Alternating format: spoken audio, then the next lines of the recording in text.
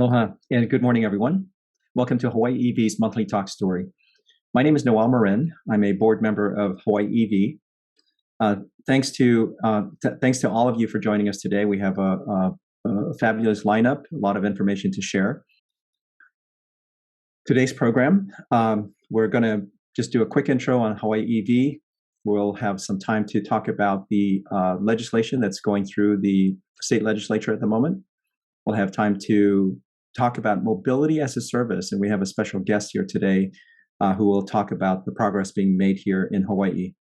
Lastly, we'll have an impression, first impressions of the EV6. This is the newest EV on the island, and we have our very own Lorn Douglas who will be sharing that.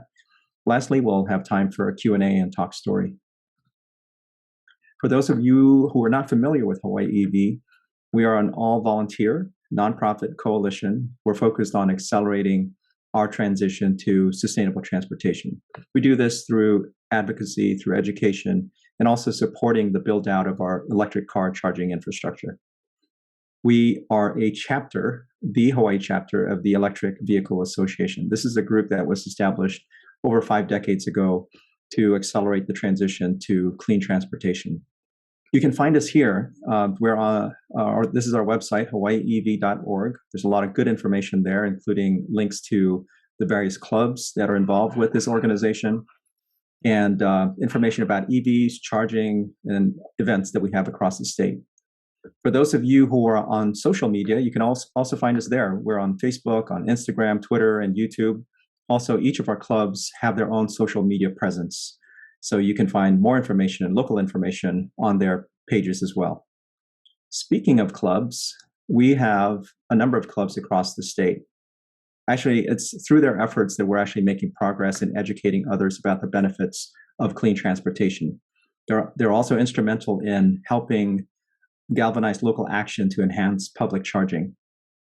Our efforts, as well as the efforts of several other organizations, have directly contributed to the growth of EV adoption in the state. In case you're wondering where we're at, this is as of January. We're clearly making a lot of progress here. We're over 18,000 EVs across the state, and here you can see the breakdown by county.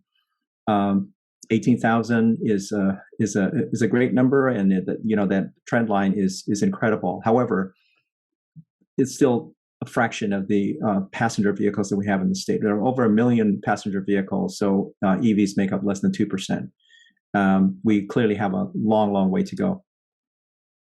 Fortunately, there are efforts to pass legislation that will help address these barriers. And I'd like to spend a few moments just talking about the bills that are going through the state legislature at the moment. So we started off with 50 bills at the start of the session. And at this point, they're just a handful. And I'd like to review the few that are still alive. I also want to call attention to a few one that is now dead, but will definitely focus on in the upcoming legislative session. So the ones that have the highlighted comment next step floor vote, these are bills that have passed all the required committees, and they're going to be crossing over to the other side, right? So the first two are actually rebates. These are we're very supportive of these. These are going to allow for more equitable transition to electric vehicles. So they're focused on low, moderate income households. The grouping next are the bills that are related to EV charger infrastructure. I want to highlight the first one, which is really important, and that is the bills that actually were intended to lift the aggregation rule.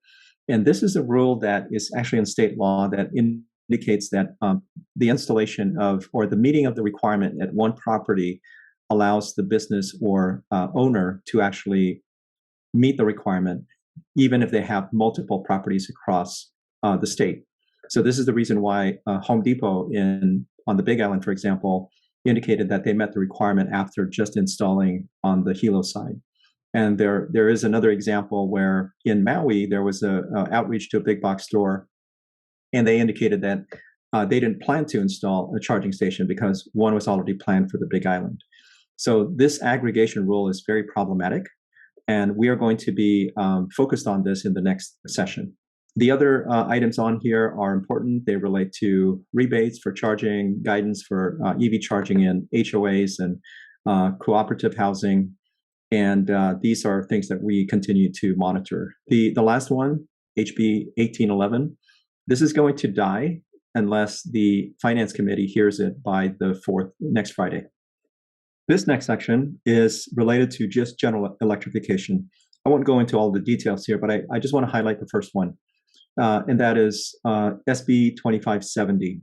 This bill seeks to add the hydrogen fueling station to the EV rebate program. We're very much opposed to this, mainly because it's going to impact the availability of funds for EV charging stations. Hydrogen fueling stations are really expensive, and the rebate for each one can be up to $200,000. Our rebate program today is $500,000. I think it's the cap is being lifted to $700,000 annually. So just one or two of these hydrogen fueling stations will actually eat up a significant amount of the rebate amount for public charging. So we're recommending that this be deferred, or if needed, a separate fund be created for hydrogen fueling stations. At the county level, there's great progress being made as well. Bill 120, which is the EV charger bill, was heard at the Public Works and Mass Transit Committee meeting earlier this week, and it was passed by the council members who were present. This essentially allows for the county code to enforce the EV parking and charging law, which requires compliance with the installation and maintenance of chargers. Additionally, it addresses inappropriate use of EV parking. So what this means is that if a vehicle is parked in an EV parking stall and this car is not charging, it's not plugged in, or is a gas car, that vehicle will be subject to fines. So this bill is moving forward, and we're confident that it will also influence the related policies that are in place across the counties. This here is a link to our legislation page. So if you would like to help encourage our state reps and senators to continue support of our EV bills, visit this page.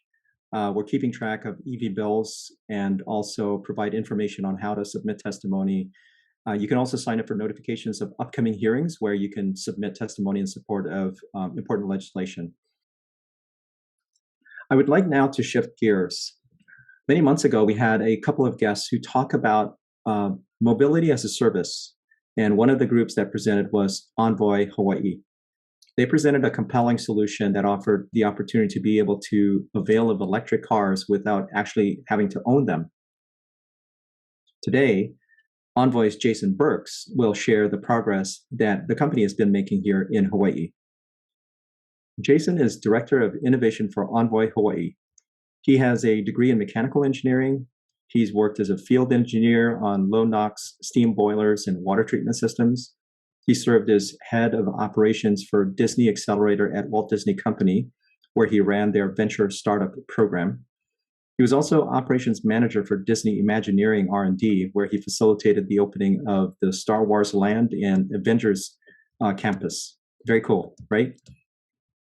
Jason joined Envoy to get back into clean tech, and he's actually relocating to Oahu very soon, actually in the next month, and will be instrumental in providing sustainable transportation solutions across our state.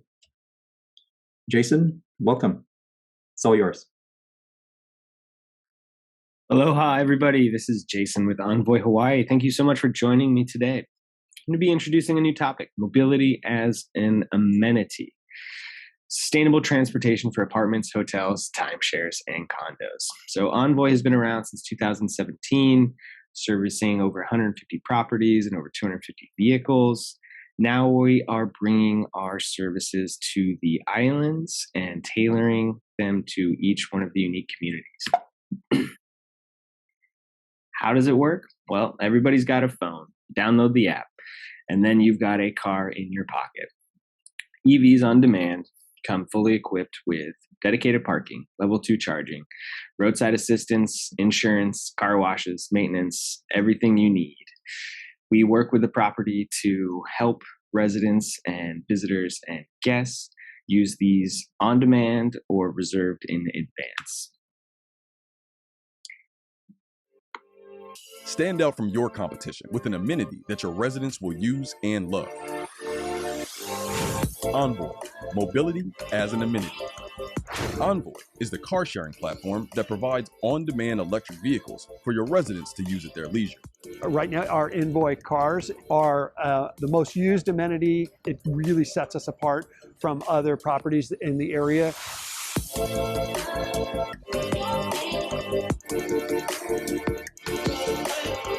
Contact us, and we can help you start this premium opportunity.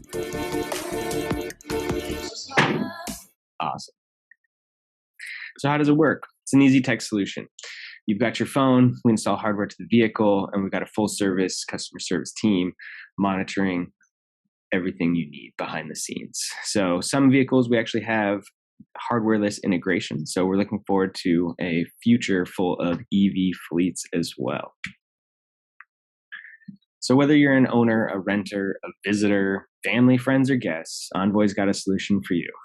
We're providing easy on-site rentals, extremely flexible, exclusive for you, your friends, and your family, and everything you need is included. No hassle, free parking, EV charging included. Best part, it's environmentally friendly, so you get to feel great about driving in Hawaii. What are we doing here? We're not installing a pool. We're not putting in a gym. We're taking a parking space and using a level 2 charger. It's very, very small startup cost. Get you guys going. And we're actually going to be providing a revenue share to the property as well. So the more that we use the vehicle, the more money that the property is actually making. So it's great for, community-based assets. We're here providing a new solution. We want to be convenient, flexible, reliable. We don't always get those options. We know that rentals aren't sustainable, ride sharing is nowhere close to flexible, and car sharing is not convenient. With Envoy, you've got all three at your doorstep.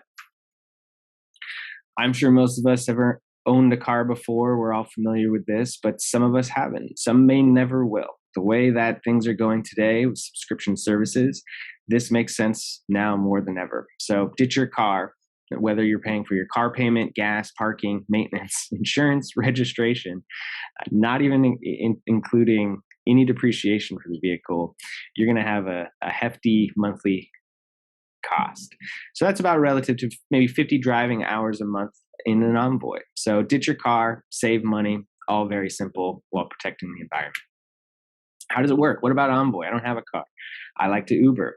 Awesome. 1 stop, 2 stops, 3 stops, or using it all day. With Envoy, we cap your price, so you've got a daily limit here.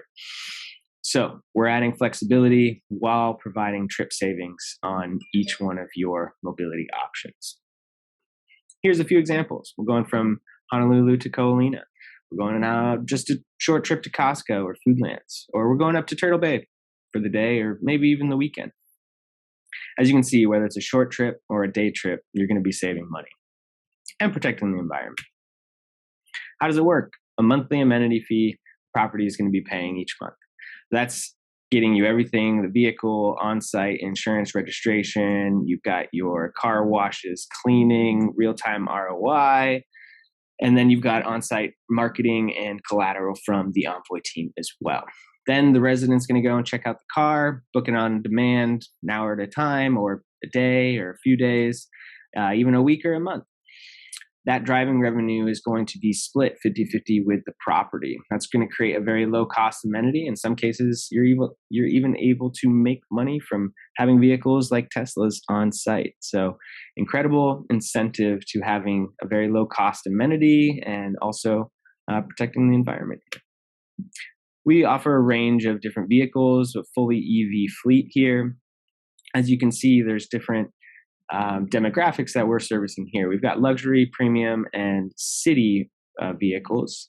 And each one of those are going to be offered at a different property amenity fee and a different hourly rate to the user. The property share is going to be 50-50. So again, regardless of which vehicle you choose, you're going to be getting a return on that investment every single month.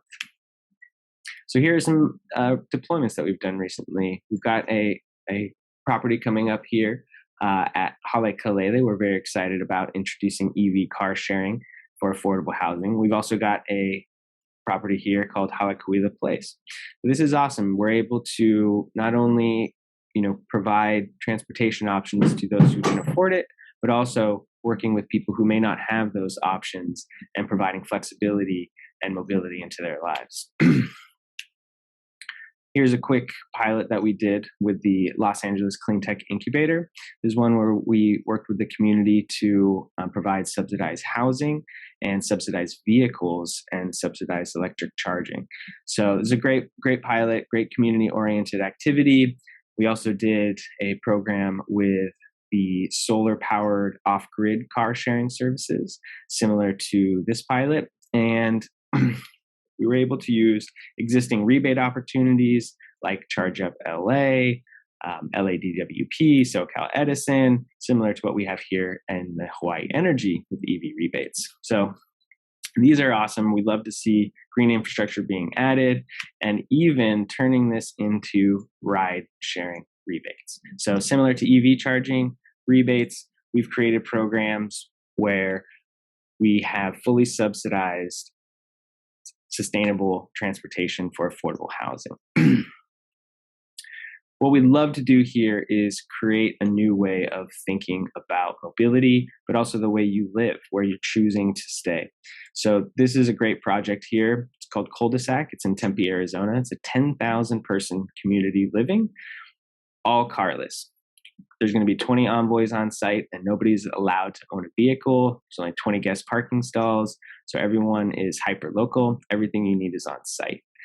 The next stage is a 100,000 person carless community. So as you can see, when we design with sustainability and on-site services as a focal point, we're able to create new opportunities and new ways of thinking about living as well as mobility.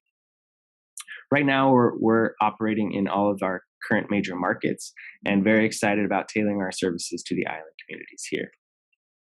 We've got various different use cases from members, property managers, staff, whether this is something that, hey, I need this every day, it's an emergency situation, or this is, great on our property and lease up, various different ways that you can draw value from this program. Here's the little case study we're doing. Envoy at the Vermont. I actually helped install 34 chargers here and 4 Tesla car shares. So what do? We use level 2 rebates, installed 34 chargers at 0 net cost. With that money saved, we installed 4 Tesla car shares for 3 years. So fully paid for. What did they do? We launched in the height of coronavirus. Everyone was very scared at the time, but we actually managed to turn that into a very positive outcome. In May of 2020, the average leasing cost was about $3,000 a month. We helped them sign 44 leases by July 2020. So that's about $36,000 per year for each one of those leases, which is a total of $1.6 million in total return just from July 2020 alone. So as you can see, you're going to be making money off the vehicles, but also attracting and retaining residents. So a lot of these residents have actually stayed over a year as well. So it's creating not just a short-term return, but also long-term return on your investment as well. Where are we going? What do we do? Obviously, this is Los Angeles, but you'll recognize a few of these, right? We're going to the beach, we're going to the museum, we're going to Starbucks, going to the friend's house, going to Walgreens, farmer's market, the beach, DMV. But we're also seeing things like the Tesla store. So we're not just enabling ability, we're changing the way people think about how they drive and how they live. Here's a quick feel-good sustainability metrics. We have over 40,000 emails driven, 6+ metric tons saved, 150+ residents using Envoy, 35% of all residents, and 775 bookings, and over 88% in occupancy just in 1 month. So as you can see, it's a lot of value for just one property there.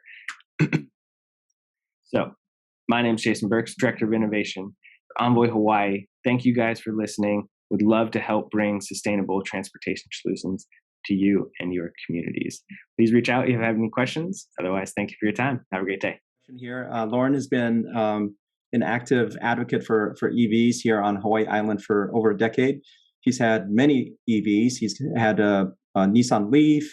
He has a Tesla Model S. had a Kia Soul, has a Kia Niro, and now he's the proud owner of a new Kia EV6.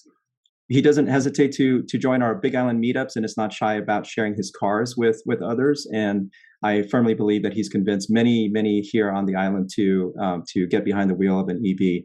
So, Lorn, I'm going to stop sharing and give you the floor. Thank you very much for taking time to do this. Okay, thank you. Can I interrupt for just 1 second, Lorn? I'm sorry for jumping in, but I'm Tai Yan. I'm the first time participant in this group. I was invited by Richard Castro, and the timing couldn't have been better because I just picked up my EV6 2 days ago, Right on. and it looks like an identical one to Lorn. Lorn's is your first edition? Yes, it is. Number Okay, well, 250. And so I'm here to learn as well as to participate if anyone has any questions that I might be able to answer. So anyway, I'm sorry. Thanks, Ty, and welcome. Well, aloha, everyone, and thank you, Noel. Noel is one of my heroes, and we've been involved with electric cars from the very beginning, both having a 2011 or so Nissan Leaf, and we were waiting a couple more years to get our Teslas. I just picked up this car. It's my 5th electric car. And there's a lot of hype and excitement about this particular car. It puts Kia into the forefront of electric vehicles. So as I'm walking up to it, it's the 3rd generation Kia electric car, and it has a real nice range of 300 miles. It's all-wheel drive. It has door handles that pop out when you walk to the car, and has a beautiful interior. And it comes with a gigantic library of reading material, of which I've gotten through about 10%. The car itself, they're calling it a CUV. It has 77 kilowatt hours of battery, and it uses an NCM 811, not a lithium-ion battery, which is different than other cars. And I noticed that it wants to charge to 100%. So I'm assuming that the battery technology is a bit different. And I don't know the information about it just yet. Here I'm opening up the back, and it does open electrically. I don't know what I did wrong. And it's very roomy. It's not as much room as my Tesla Model S, but it has quite a bit of space. It has these side releases similar to the Model Y, which allows you to fold down the seats for storage without having to go into the back seat to release a lever. I want to go to the front. It claims that it has a frunk, but it's actually kind of a joke.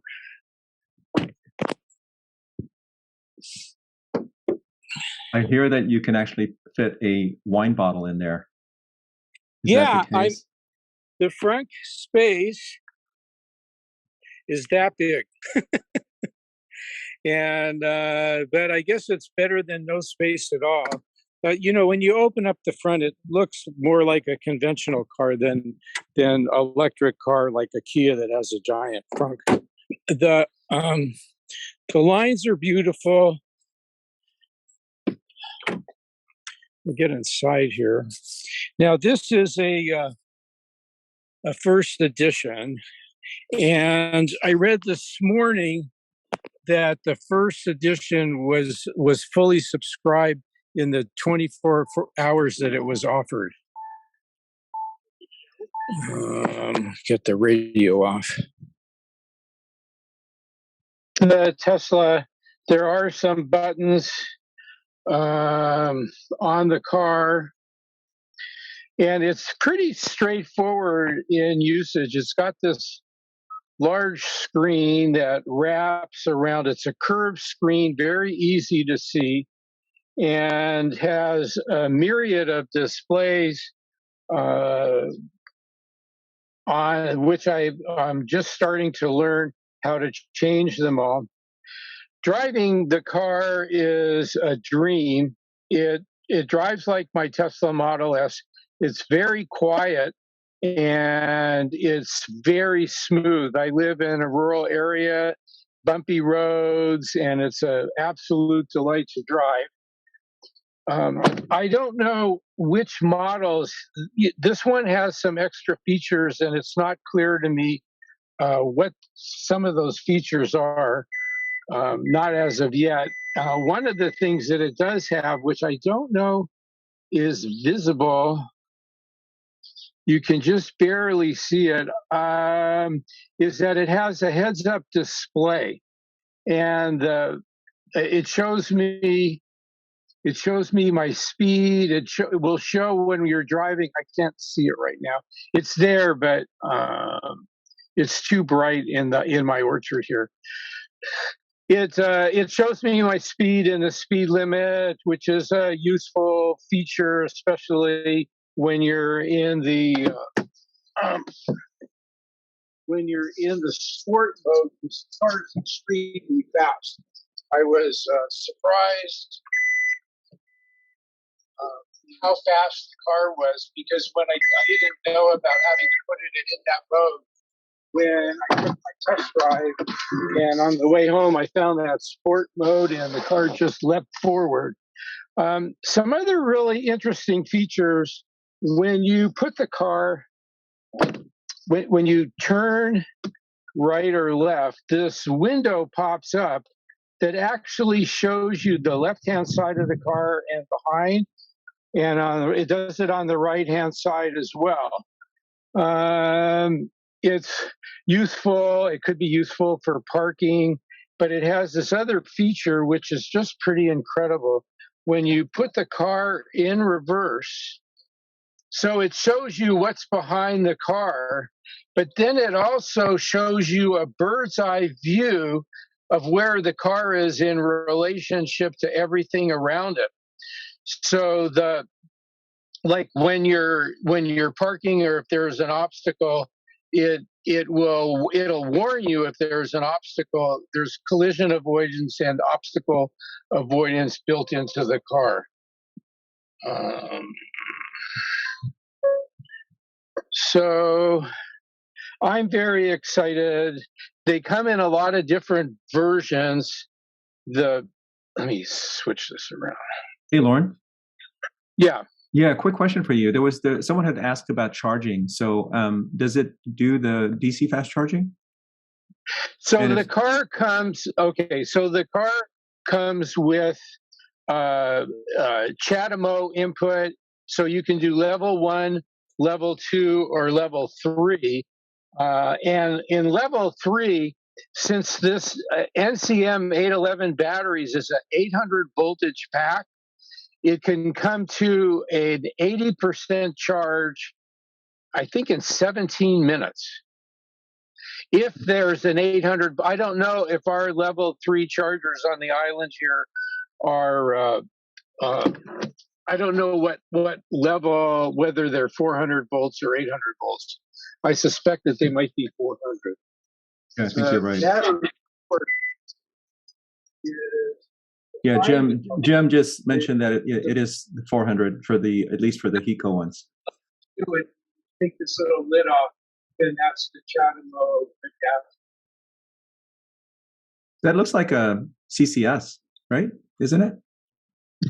I'm sorry, the car. Now I got to come back to the car to hear you. It's actually a CCS. Which with the fast chargers we have around the island, you have CHAdeMO or CCS. That one's the CCS. Okay. Yeah. Okay. Sorry. Okay. And that's actually good because it's more compact. Yeah. Okay. Yeah. Okay. So this, I got this first edition. was priced out. Sticker price was $59,945, but apparently this is a 4-wheel drive with a large battery and faster response. It has a $2,500 first edition package, which has augmented reality, heads-up display. I don't really know what that means. I do like on the heads-up display that when I'm using it for navigation, that it actually shows me exactly when and where to turn, which without having to look down at the screen, it's nice to have it right in front of me. And for people of different heights, you actually can position the position of the heads-up display in the car up and down to adjust for your own personal height. I think that's Lorn. There's a question on tax credit. So the 7,500 credit is applicable still to the Kias, right? Yeah, the Kia enjoys a $7,500 tax credit. That it's just like having a check in the bank. And then the other question. Although since I bought the car in February, I'm going to have to wait a year from April to actually take advantage of that tax credit. But it's still like money in the bank. And then another question from Carol: do you miss the back shield wiper, the back windshield wiper? And then also, is there a cover for the sunroof? Are you able to block it out? Yeah, the sunroof is covered. It's a very wide sunroof, and then it electrically opens the cover, and then it'll open the sunroof itself. A funny thing, someone asked us about our Kia Niro about a month ago as to whether or not it had a sunroof, and we didn't know after owning it for 2 years, and we went out and looked at it, and sure enough it did. Neither of us knew it. This is definitely, one other feature that I love about the Kia is you have this option, which is driver only air conditioning. So if you're the only person in the car, it just keeps the driver's section cool and doesn't spend all the energy cooling the rest of the car.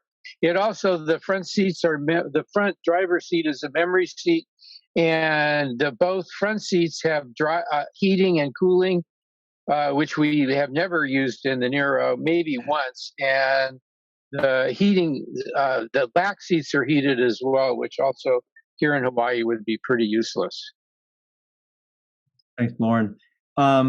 Jim clarified the federal tax credit does require that you have a tax obligation. So that's a consideration. And I think if you did a lease on a vehicle, the dealer actually builds that into the cost. And I think, Lorn, you also had also have something about the warranty, right? So, something you shared with me about the warranty program. Can you share that? Yes, definitely. So I actually had another Model S on order, and there's a longer spot about this on the blog. The Model S and the Model X, when they came out and until just recently, enjoyed the luxury of having an available extended warranty by Tesla. And it was 4 years, and it cost $5,000. And it costs you $200 during the extended warranty period for every service, but at least it limited it to that. I found out after I had ordered the Model S that they no longer offer the extended warranty service, and I had about probably 50 services on my Model S, and many of them were after the 4-year original warranty period, and so it left me a little bit frightened to get another Model S. And the Kia has a $3,600 extended warranty, so that basically everything except maintenance like tires and brakes are covered for 10 years with no deductible. And so I know that I'm going to have no major costs in driving this car for 10 years. And Okay, so I really like the guys at Aloha Kia in Hilo, and they have done a lot of really nice things for me and several of my friends that also bought Neros. I got one of my friends who lives in Kona was offended by the Kia dealer in Kona and actually went to Hilo to buy the car. Oh, I recommend that you talk to Philip or Trent in Hilo if you live on the Big Island and they're familiar with the cars, and they will back up with great service, and what they don't know they'll find out for you and get back to you.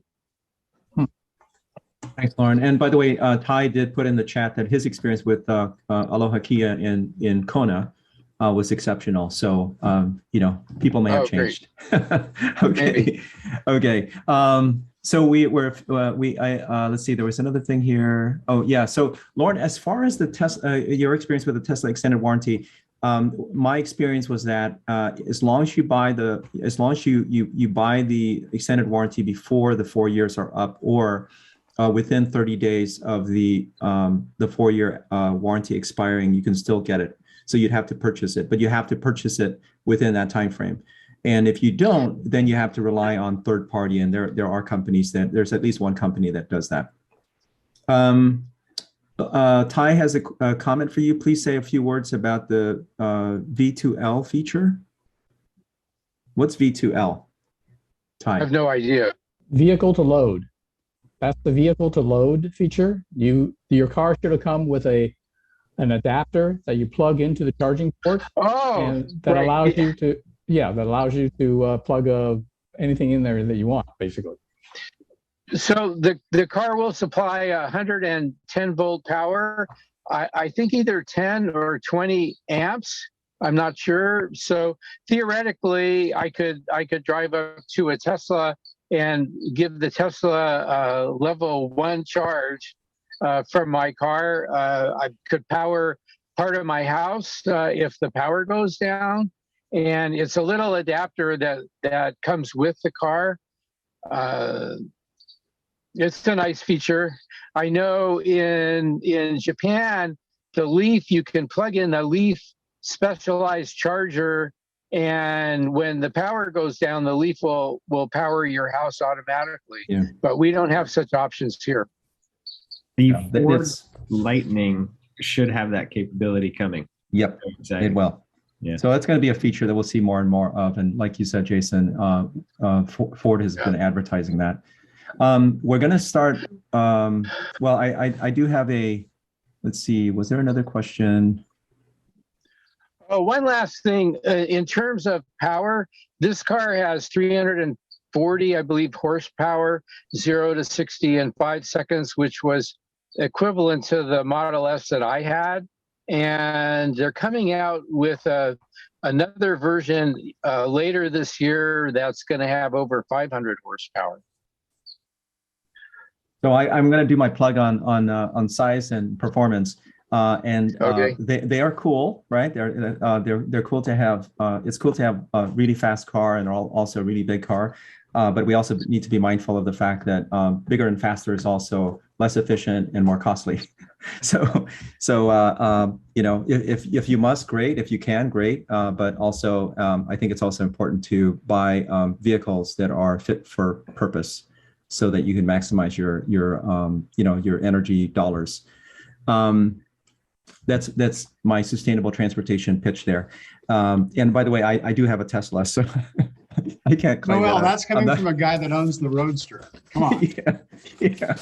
Yeah. Both Noel and I power our cars on a solar system.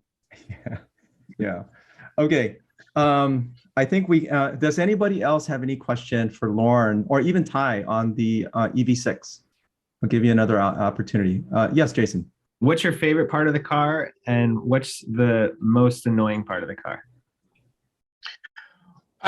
Well, the annoying part of the car was, at first I thought it was noisy, and that was because, like, when we took a road test, Noel and I did it together. It was in town, you can't really tell. And then I thought, gee, I think this car is a little bit noisier than than my Tesla. But then when I was looking through the options, it's a synthetic electric motor noise that's an option. And when I turned it off, it went quiet. So I don't know why. You would think at least when you get the car that they would leave that quiet, and especially for demonstration purposes. I really love the looks of it. I love the way that Kia has taken the Niro that we have for its day. It's about 4 years old now. The Niro was a big leap from the EV Soul, and this car is a big leap from the Niro. This car, I think, will probably bite into Tesla Model Y sales because it pretty much has everything except full self-driving and considerably cheaper, especially with the tax credit and the much longer and cheaper warranty. Great. Fabulous. Thank you. Anybody else? If not, we have a guest, Michael. Yes, I'm Michael Konowicz. I'm the commissioner of the Cost of Government Commission for Hawaii Island. So the Cost of Government Commission is assembled every 4 years for a 1-year term, and we look at holistically how we can make the island's government be more cost-effective and efficient, and not waste anyone's time or money. So the commission has representatives from every council district on the island.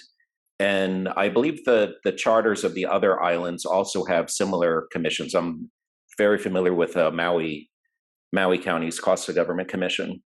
But on our island, there's a representative from each commission, each council district. So in addition to being the commissioner of the commission, I also represent District 9, which is the northwest coast of the island, from Kohala down to Waikoloa, and includes Waimea.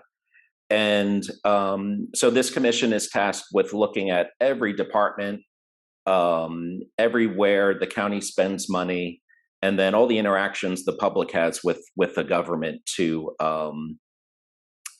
come up with plans and solutions to make the government smoother. So I'm a new EV owner myself. I picked up my Tesla Model Y, or it came to me in December, but I don't have a PV system yet, and it's extremely difficult to get permitting for PV systems in Hawaii right now. And I also have a permit request to get my charger installed for my Tesla, which is also backed up in permits. So one of the things the Cost of Government Commission is looking at is what's going on with permitting, and why does it take so long to get permits out and approvals to get solar systems installed and EV chargers installed. But another thing the commission is looking at, and it's something all of you could help, is we're also taking a look at county vehicles and fleets. And I know the mayor is committed to doing something with either EV or hydrogen technology across the islands. Our commission is looking at it a couple of different ways, with looking at common fleets across all county departments. And we're also taking a closer look at the police fleet on the Big Island. For the most part, police drive their own private vehicles, and the county subsidizes it. There is no big fleet of police cars here like there are on some other islands, and definitely it's not the way on the mainland. So we're also taking a look at if it makes sense to have change that around and perhaps have an EV fleet of police cars. And we're looking at, is that more cost effective and efficient, especially if we lease a fleet of police cars, than it is to continue to subsidize police.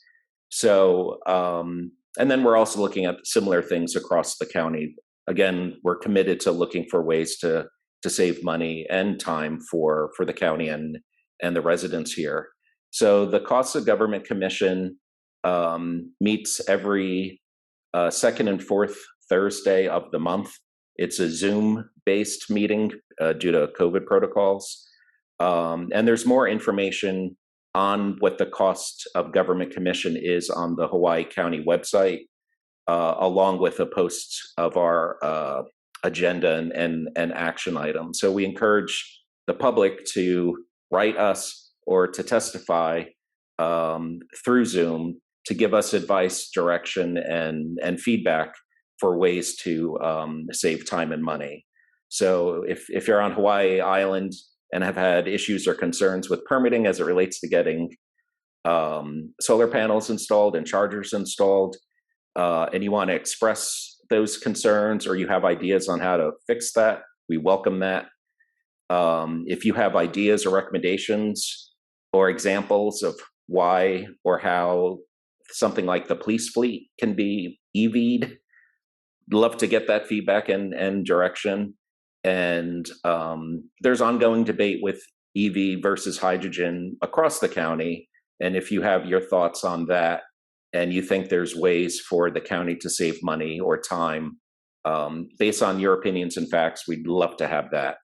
While the commission is driving this process, we're looking out to the community and all the department heads through all the departments on the island looking for ways to come up with creative solutions. So what the commission is tasked to doing is to finalize a final report and present that to the mayor and to the county council at the end of the year. And then it's on them to implement what we recommend. And if you're not on Hawaii Island, do check to see if your island has a similar commission. Again, I know Maui definitely does, but there could be ways to influence things like island-wide fleets, making it easier to get solar installed and chargers installed. And so I encourage everyone to always get involved in local government to push those things around. So thank you for giving me this platform to speak for a little bit. This is, thank you. Thank you so much. This is actually so timely and very relevant to what we're trying to do here. We're also very, very much involved in trying to influence what happens in county government. And we'll definitely be reaching out to you. A number of us, I'm pretty sure, including Bill, you're still here, right? I'm pretty sure you're going to want to, initiate some conversations here. So yeah, we definitely have opinions about the types of electric vehicles, hydrogen versus battery electric, and also the opportunity here to introduce essentially transportation as a service, right? Just to tie into what we just talked about, where the government doesn't necessarily own the vehicles, they actually pay for service. And if the net benefit to the community, to the taxpayers, is a very positive one, then why not, right? But it's a very different model. So it's a very, it's a paradigm shift, and it's so difficult for, for institutions, for individuals who've been in place for a while, to think about a different way of doing things. So we're happy to be, engaged with you on this. So do you have a contact information that we can? I'll private message you my address, Okay. and then follow up with me, and then I'll get back to you with like the location on the county website where our commission sits, link to our Okay. fact sheet, and then ways to officially transmit testimony Okay. or ideas to the commission. So Yes, I'll and I'll work share with you that. on that. And I'll And share then- that with.